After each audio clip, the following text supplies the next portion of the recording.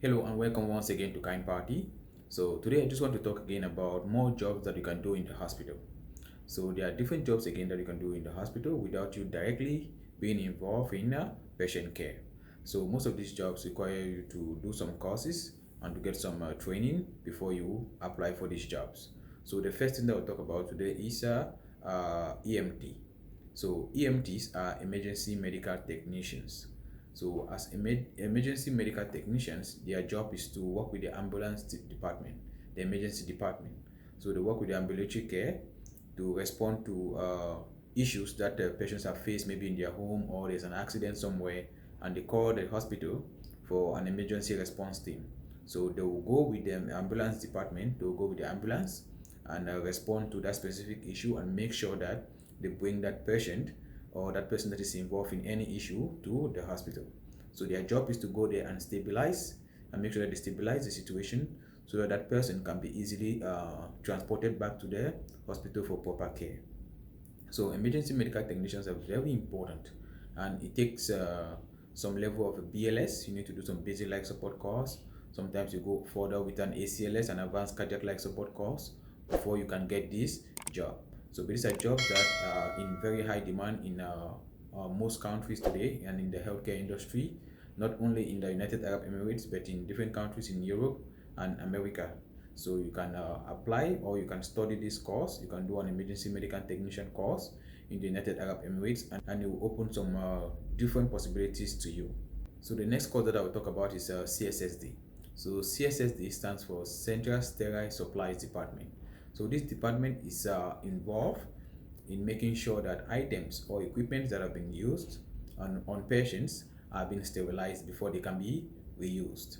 So they deal with reusable items that have already been used by the doctors.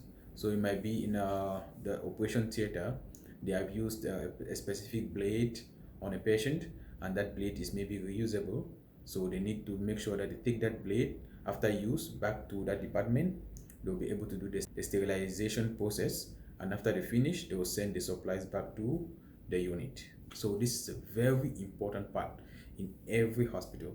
They are found in every hospital that you go or any clinic. So CSSD technicians are really good, and it's also something that is in very high demand today. So if you are someone who is interested in such a course, you can actually search online wherever you find yourself. Maybe you find yourself in Dubai, in Abu Dhabi, or anywhere in the world. You can find yourself there, so you can research and try to study this course because it will help you. The next course that I will talk about are medical coders. I've been talking about medical coders and billers for a long time, and I've seen so many people going into this, and they are very happy today. So medical coders, as the name implies, they are people who do coding. They are the people who are involved in making sure that the services that have been provided to that person by the doctors is being coded. So every service, let's say they do CT scan for a patient. CT scan is supposed to have a code, right? So maybe they did ABG for that patient. So ABG is supposed to have a code so that that code can easily be put in the system and the patient can easily be billed for that service using that code. So a code can be 345, and that 345 stands for X-ray or chest X-ray for that patient. Okay, so they are the ones involved in making sure that they assign codes to specific services that have been provided to patients, and it easily helps the insurance department and the billers to bill these items or bill these services.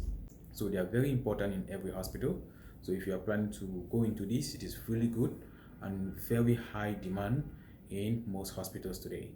I know medical coders in my hospital, they are working and they're having good salaries. So if you are someone out there who is looking into pushing your career forward or going into something that is really interesting, then I'll advise you to go for a medical coding course. You can search online, you can search around you, and you'll find institutes that are providing this course to many people around for a very good cost. So the next course that I'm going to talk about is a medical transcriptionist.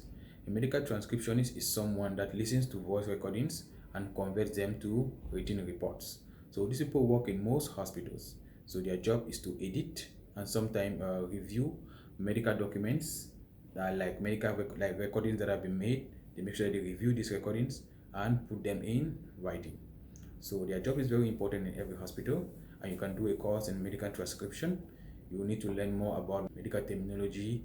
You need to be someone that is good with a computer, that is a computer literate. You need to go with typing. It will really help you a lot in achieving your aim in this course. So after medical transcriptionist, I'll talk about medical secretary or patient administrators that I talked about in one of my previous videos. This is a very good job in every hospital. Very important, because you will never go to any hospital without seeing someone at a reception. So you either meet a medical receptionist there, or you meet a patient administrator who will be the one to check your insurance and make sure that give you an appointment. Okay, so for you to actually learn or to get a chance to get such a job, you will have to improve your computer skills. And here I will not tell anyone to go and pay for any course. You can simply go to YouTube and improve your Excel knowledge and your Microsoft Office knowledge in general. So I'd like you to go to YouTube, search for Microsoft Office, try to improve your knowledge of Microsoft Office, try to improve your knowledge of Excel, learn how to type, learn how to use the internet very well, learn how to do some research, and learn more about administrative skills and communication skills, because you'll be receiving people who are sick, who are not feeling well, and sometimes they can easily get irritated. So you need to be someone that is able to manage people and have a good interpersonal relationship with people. So for this, I will not advise you to take any course, but you just need to improve yourself in terms of communication, in terms of your interpersonal skills, in terms of your computer knowledge. The next thing that we'll talk about is maintenance engineers or biomedical engineers. So maintenance engineers in the hospital, they work with let's say, the maintenance team. The maintenance team in every hospital is very important. The maintenance team stems from those who deal with the electrical works in the company, in the hospital, and make sure that they fix all the carpentry works and all the other stuff in the hospital that gets broken. Maybe a door handle is broken, maybe there's an electrical issue, maybe the AC is not working properly. So there's supposed to be someone in the hospital that is able to fix all this. So this is something that is very good, and they are always in high demand, maintenance people in every hospital. Same like the biomedical engineers or the biomedical technicians that are always available in every hospital to make sure that when the patient monitors are not working, they are always there to fix every issue. Maybe the syringe pumps are not working properly. They're supposed to come in to fix such issues. So if you are someone who is into maintenance or engineering, this is a good fit for you, because they are biomedical engineers, they are engineering managers in the hospital, and these jobs are really, really vital in the overall functioning of every hospital.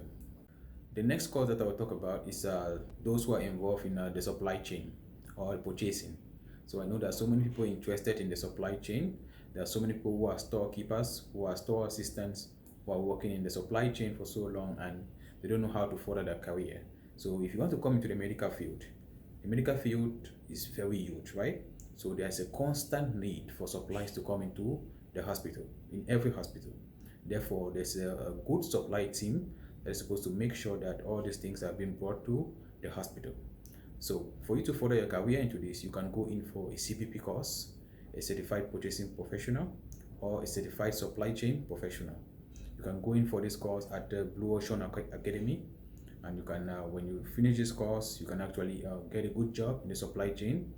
You can become a store coordinator, a consumable officer, a purchaser, a buyer, a medical buyer, and there are different positions that are available for anyone that is really interested in working in the supply team in any hospital. For a start, I always advise people that for you to pay money is something good. But if you don't want to pay money, or if you don't have the money, you can start learning everything on YouTube. There are so many good channels online that you can actually start learning, and you can learn about some of the medical softwares, some softwares that they use in the hospital. So the next part is for those who want to work in the transport sector in the hospital.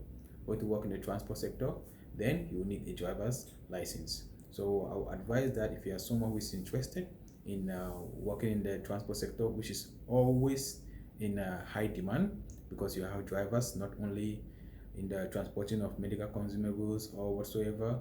There are also people that are involved, like in the ambulance department, but you need to have some basic BLS, some basic life support knowledge, because you can also assist the ambulatory care team.